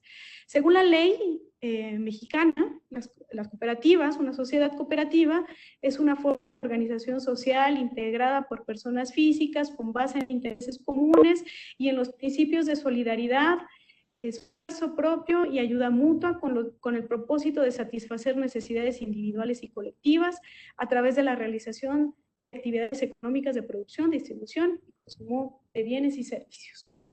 Lo que nos está diciendo desde la ley. Esta es una sociedad cooperativa según las propias leyes mexicanas. Sin embargo, tienen sus problemas porque aún estas sociedades cooperativas siguen estando dentro de la ley mercantil y entonces tienen las mismas obligaciones que una empresa cuando desde el principio, desde su esencia, la cooperativa tiene otra dinámica de existencia, ¿no?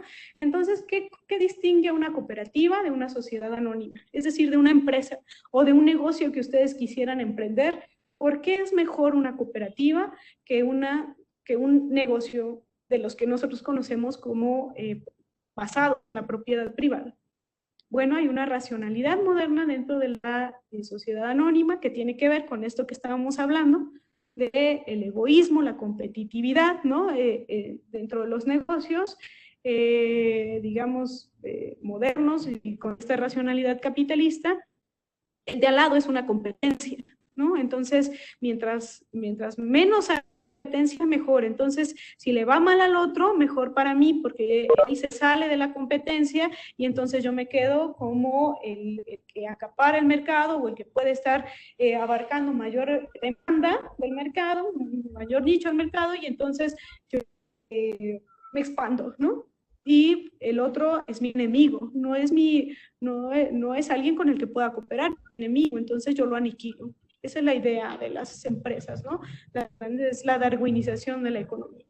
Mientras en las sociedades cooperativas hay una racionalidad distinta, una racionalidad le llama Dussel transmoderna, es decir, que no posmoderna, no, sino que derriba toda esa racionalidad sobre la cual está fincada la modernidad, ¿no? Todo esto que veíamos. El objetivo de los negocios o de las empresas que conocemos como dentro de este tipo de economía hegemónica, el objetivo es la ganancia. Y el objetivo dentro de las sociedades cooperativas son el bien común, es generar el bien común. Uno de los elementos importantes de las sociedades cooperativas no solamente es generar, digamos, cierta emancipación laboral, es decir, esta dignificación del trabajo, ¿no? Nosotros trabajamos y obtenemos nuestro ingreso para poder allegarnos nuestros medios de subsistencia, sino que también uno de los elementos más importantes es que este trabajo tiene que ser en beneficio de toda la comunidad. Este trabajo que nosotros vamos a estar creando, este producto o servicio que nosotros vamos a estar creando, tiene que necesariamente tener una función comunitaria, ¿no? No es solamente algo que me beneficia a mí, sino que beneficia al resto de la comunidad en donde yo existo. Por otro lado, en las sociedades anónimas, a mayor capital, mayores derechos. Si yo aporto más dinero, yo tengo más derechos, ¿no? Porque pues, tengo más lana, yo puse más dinero, entonces yo merezco, como lo veíamos, ¿no? Tengo una retribución por el capital que yo di y me merezco más dinero, ¿no? Más de las ganancias que yo obtenga. Bueno, acá no. Aquí hay igualdad de derechos. Todos son socios. Todos los que entran en una cooperativa son socios. No hay trabajadores asalariados. Ese es un punto importante. Cuando una cooperativa empieza a contratar trabajo asalariado, empieza a eliminar el objetivo fundamental sobre el cual fueron fundadas. Entonces, tiene que evitar al máximo el trabajo asalariado, porque recordemos que el trabajo asalariado viene de la explotación del trabajo, ¿no? Y lo que queremos es entonces explotar el trabajo. Las cooperativas solamente buscan que no haya explotación del trabajo, ¿no? Esto es fundamental, por eso no debe haber trabajo asalariado.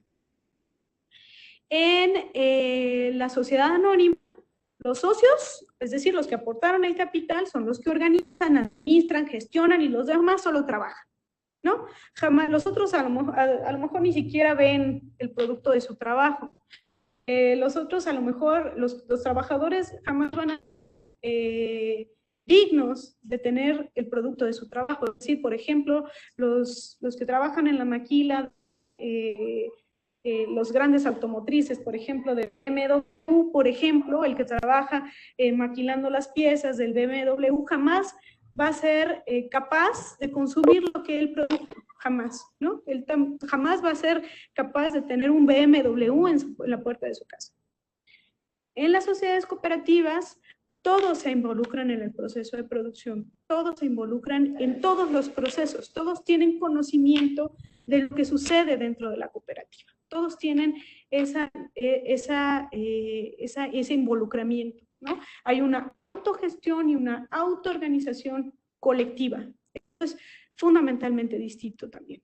Por otro lado, en la sociedad anónima hay un carácter mercantil, lo que se crea son mercancías.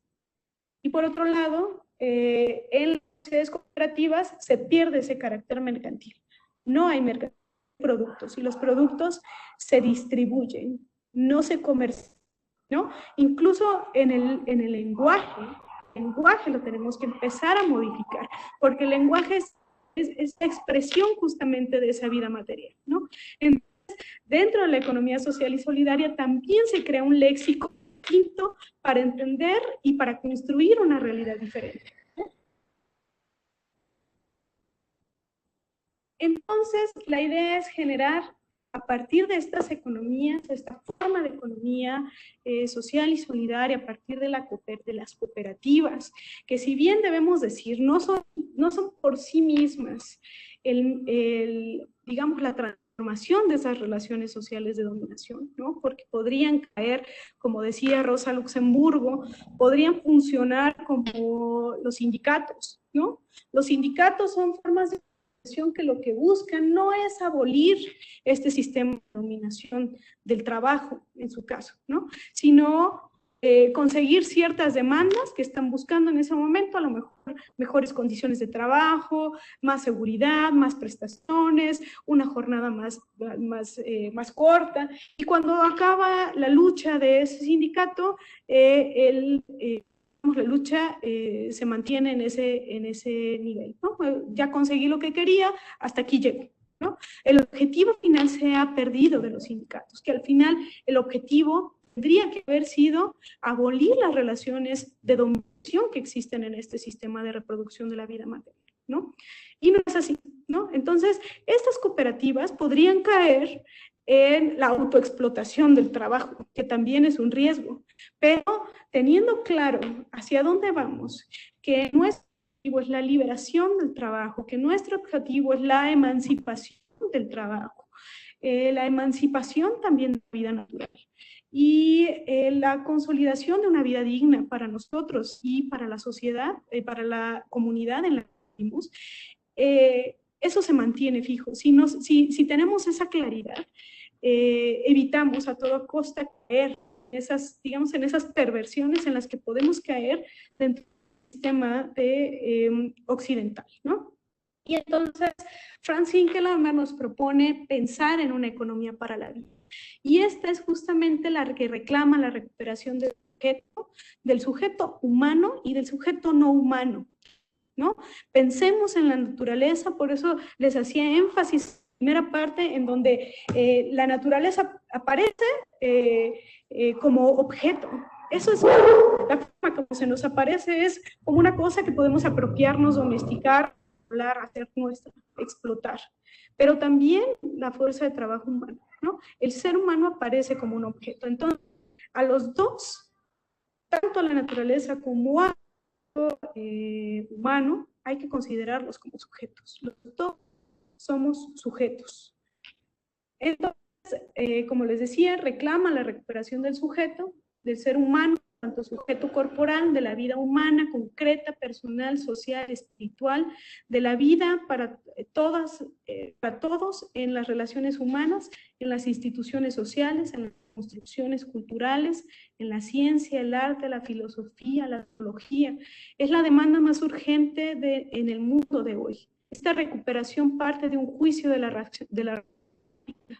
de una afirmación sobre la realidad en la cual vivimos, en donde, como decía Desmond Tutu, yo soy si tú eres. Yo existo si tú eres, yo vivo si tú eres, dependo de ti tanto como tú dependes de mí. Y desemboca en una afirmación sobre la realidad. El asesinato es suicidio. Y ahí hace la reminiscencia, Hinkelamer da una figura que puede dar mucho entendimiento de lo que está sucediendo hoy en este mundo occidental, economicista, en el cual Franz Hinkelamer nos dice que estamos sentados en la rama que estamos cortando, ¿no? Imagínense en un árbol, sentado en una rama y al tiempo la estamos cortando. Estamos sentados en ella y estamos cortándola. Y nos sentimos felices. Estamos dominando a la naturaleza. Yo puedo dominar a la naturaleza y yo corto la rama, pero no me doy cuenta que estoy sentada en esa rama. Cuando termine de cortarla, me voy a caer junto con ella. Entonces, la idea es justamente reclamar eso, ¿no? Y dice Franz Hinckelammer también, la economía tal como la entendemos, esto es, como una economía para la vida, es precisamente la ciencia que estudia la reproducción en términos de sustentabilidad y el desarrollo, pensando en un desarrollo emancipador, no en este desarrollo que estábamos nosotros hablando, un desarrollo emancipador de la vida humana en sociedad a partir de la reproducción de las condiciones materiales de vida del ser humano en la naturaleza. Y Franz Hinckelammer, este pensador alemán que les digo que vive en Costa Rica desde hace mucho tiempo, rescata una idea fundamental del zapatismo, que es otro mundo es posible, ¿no? Y dice, otro mundo es posible, es la respuesta necesaria al mundo dominante de hoy con su afirmación, amenaza, de que no hay alternativa al capitalismo. Pero no se trata de cualquier respuesta, sino de una a partir de la cual efectuemos la crítica al sistema vigente. El mundo en el cual quepan todos los seres humanos y la naturaleza es una exigencia. De hecho, expresa una ética que hoy se impone si la humanidad quiere seguir existiendo. El reclamo y esta es la necesidad que tenemos que estar conscientes. Entonces, eso es lo que les quiero plantear en esta primera parte del curso.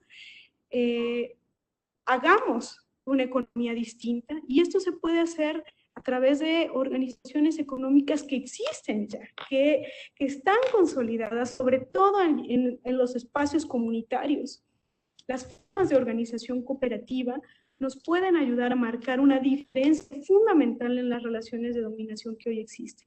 Si bien, como repito, en sí mismos no son el cambio radical, no son la transformación en sí misma, pero sí teniendo en cuenta que lo que queremos abolir son estas relaciones de dominación y de explotación de la fuerza de trabajo y de la naturaleza. Entonces, lo que yo les propongo para nuestra siguiente sesión, que es mañana, es empezar a pensar en una cooperativa que ustedes puedan generar con base en tres cosas fundamentales que les quiero proponer.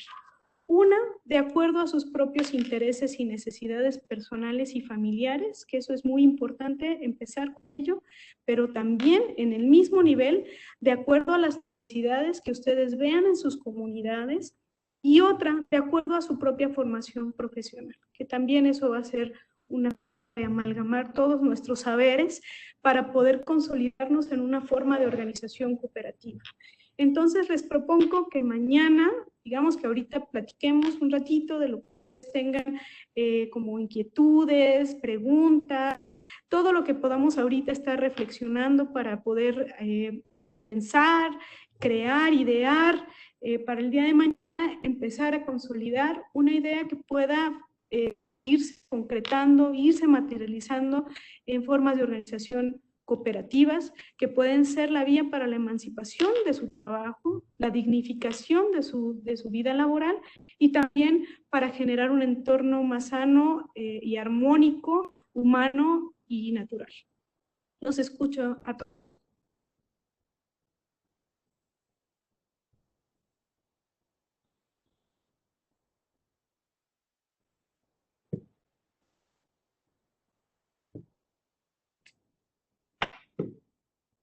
Ya.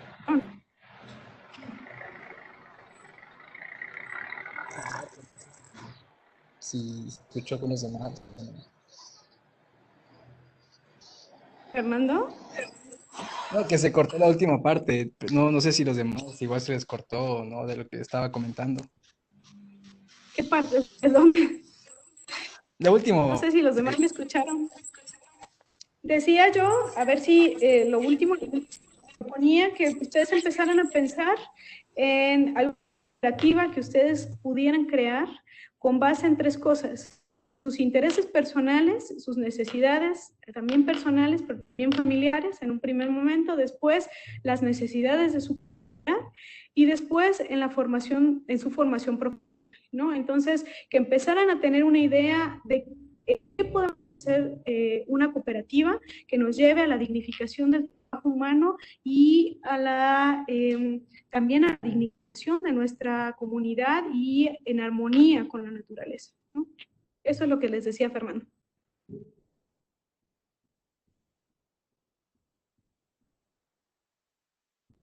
Gracias. Creo que es muy interesante la propuesta que nos hace Betty en el sentido de cómo en un proyecto como es un proyecto de economía solidaria, es posible hacer coincidir lo que es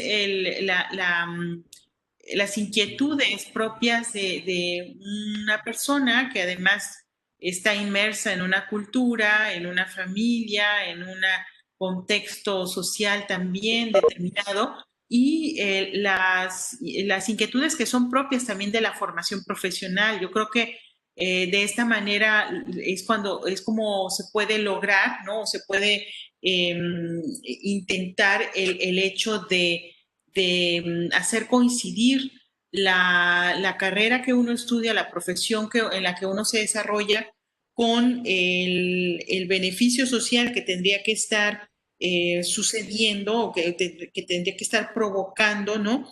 La formación en la universidad.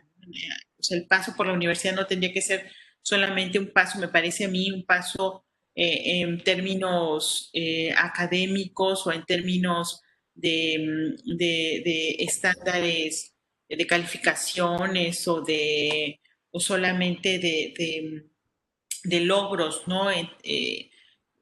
De pasar materias o de conseguir una tesis, sino más bien en términos de cómo retribuimos a la sociedad un poco a través de lo que la sociedad nos ha dado a nosotros al darnos el estudio, pues también estamos retribuyendo a la sociedad con estas habilidades, con estos conocimientos que estamos discutiendo en el ámbito de la universidad. Entonces, me parece que el plantear, ¿no? ¿Qué mundo es posible, ¿no? Más allá, como una alternativa, más allá de lo que se nos está imponiendo como una visión hegemónica, ¿no? De la economía, de las interacciones sociales, de la relación con la naturaleza. Pienso que estamos en condiciones en la universidad de poder promover en los jóvenes esta búsqueda de otro mundo posible, ¿no? Y eso pues lo tenemos que ir construyendo juntos en el diálogo, por eso parece que es muy pertinente la pregunta, ¿no? Que hace la doctora Betty sobre, bueno, qué en sus contextos, ¿no? Cuáles son sus intereses y cómo podrían ir haciendo un trabajo cooperativo en sus comunidades y también vinculando con el conocimiento profesional, ¿no? De las carreras que están estudiando. Entonces, no sé si alguien quisiera comentar, compartir.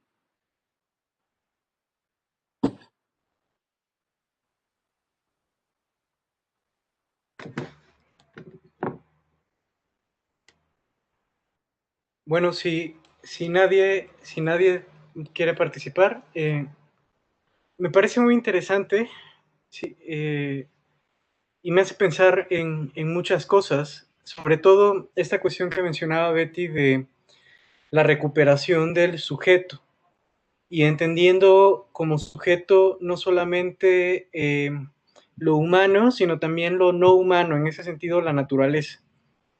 Entonces, pienso que cuando hablas de naturaleza, refieres tanto a animales no humanos, ¿no? Y también, pues, a las plantas y los minerales y todo aquello que nos viene dado por la tierra.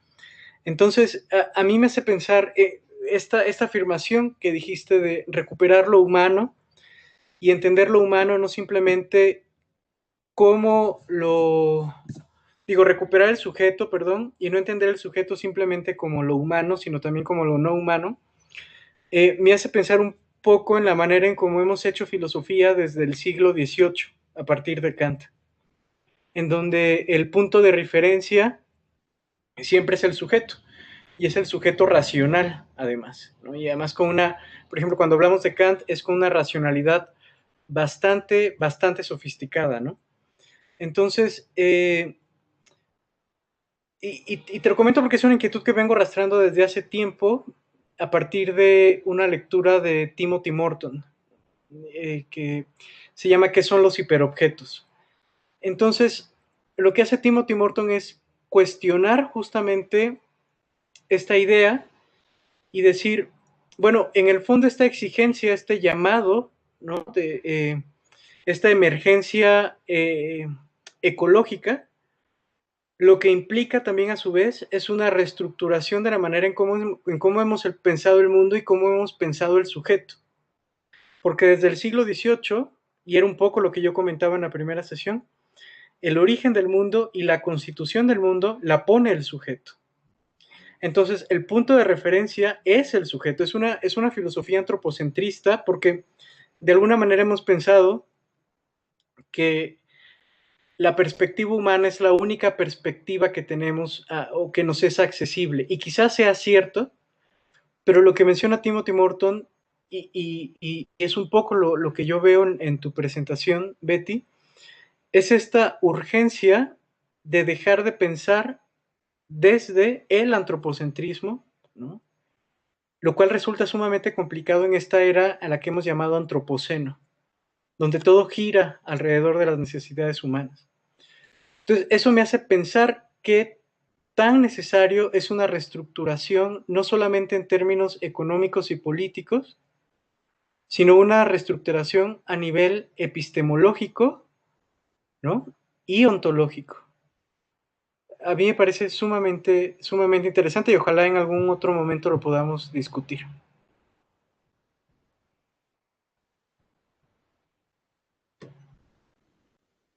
Claro, es justo a la idea, ¿no? Todas estas ideas venidas de Latinoamérica justo tienen esa función, esa necesidad de entender al mundo humano y no humano como sujetos y de dar con ello esta racionalidad, por eso le llaman transmoderna, ¿no? Que no es posmoderna, sino que derriba todo este tipo de racionalidad sobre la cual hemos vivido, que por supuesto es complejo el asunto, ¿no? Pero fíjate, incluso el sumao causai tiene esa base fundamental del rescate del derecho a la Pachamama, por eso, ¿no? Porque es un sujeto tanto como yo y no podemos ser superiores, ni debemos ser superiores a ella, ¿no? Somos parte, y la Pachamama requiere también del derecho a su protección, ¿no?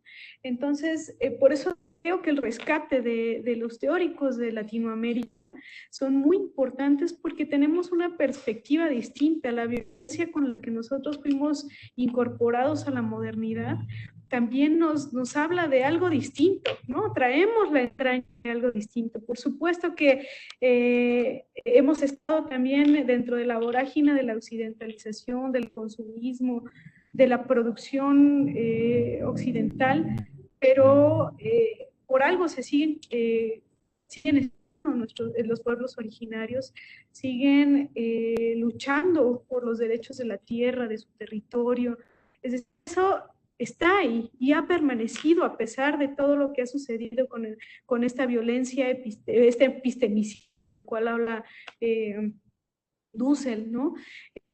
Todo esto es parte de nosotros también. Entonces, es algo que tenemos que rescatar y empezar a leernos entre nosotros, ¿no? Nosotros también como académicos siempre nos referimos a autores de Europa, autores gringos, ¿no? Y no nos leemos entre nosotros. Nuestra lectura también es muy importante entre nosotros porque estamos formando o estamos haciendo el esfuerzo de generar una nueva epistemología sobre la cual basar nuestro propio desarrollo, ¿no? Si algo hemos tratado de hacer desde que se consolidó toda esta idea de la teoría de la dependencia, es generar una forma de desarrollo distinta, pero caímos en errores en pensarnos desde el occidente.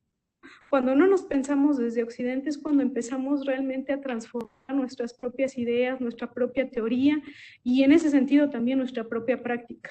Entonces, pues la idea es esta, ¿no? Que vamos a deconstruirnos a partir de nuestras propias lecturas, entendiendo América Latina desde América Latina, ¿no?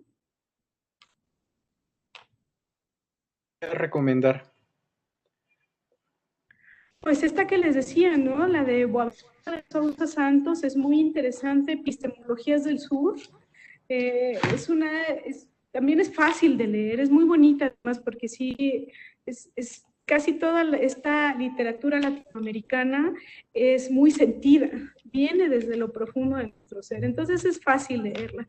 También Juan José Bautista justo tiene un libro que se llama Pensar desde América Latina, es muy bueno el libro, la verdad es que es también algo que tenemos que rescatar. También las teorías de la decolonialidad, que están en toda la obra de Dussel, y además todo está libre, afortunadamente la podemos descargar en internet, es fácil de descargar, está libre, ¿no? Oye, y respecto a este recorrido histórico que hiciste desde la economía, ¿hay como algunos textos a los que podamos recurrir?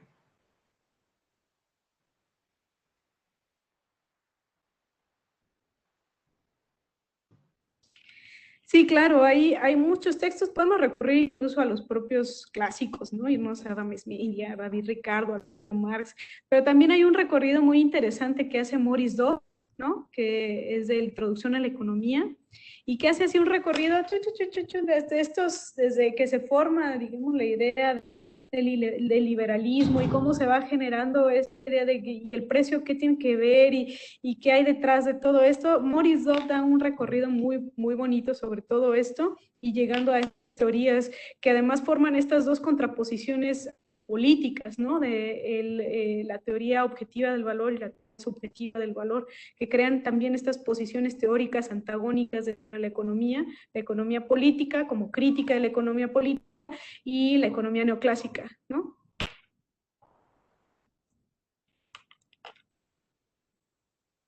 ¿Qué, Ale?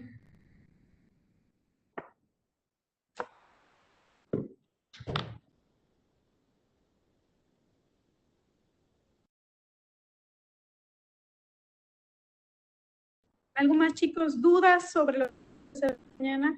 Mañana va a ser una actividad más bien práctica.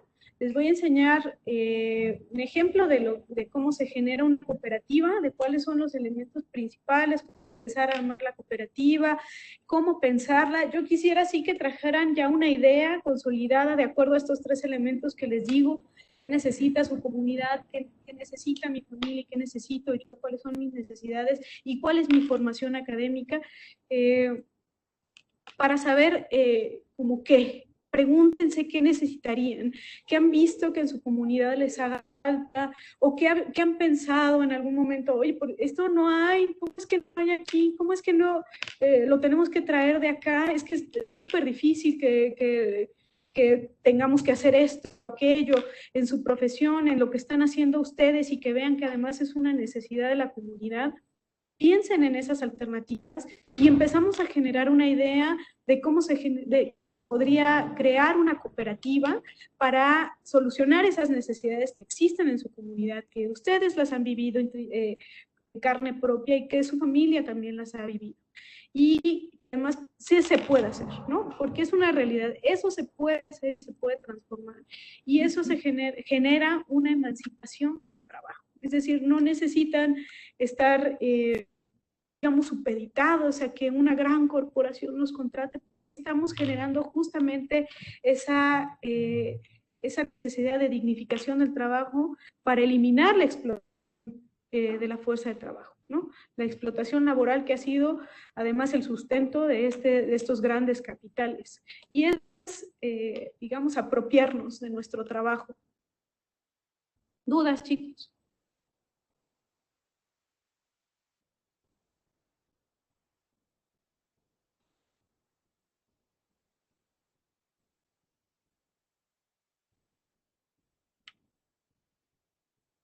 Abril, Claudia, Armando, Juana, ¿están ahí? Nayeli. Y bueno, ¿Alguien ya que me tenga queda una dudas? duda. Ok.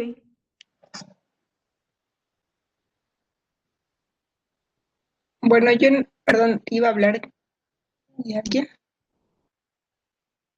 No te oigo muy bien, Emma.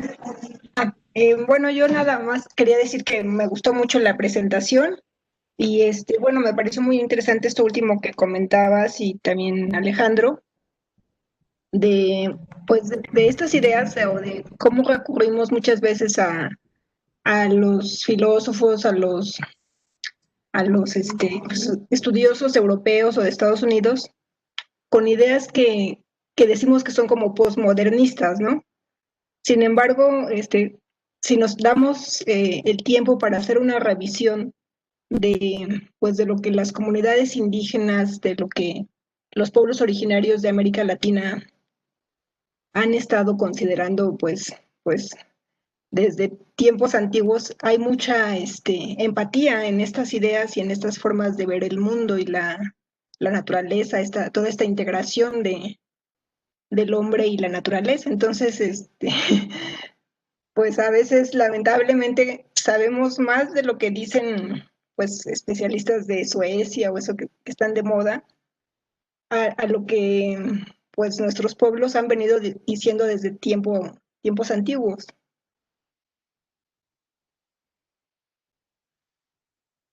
Sí, exactamente. Fíjate, a propósito de esto que estabas mencionando, fíjate que para que yo me diera cuenta de esto, contradictoria, pasar por toda la obra de Marx.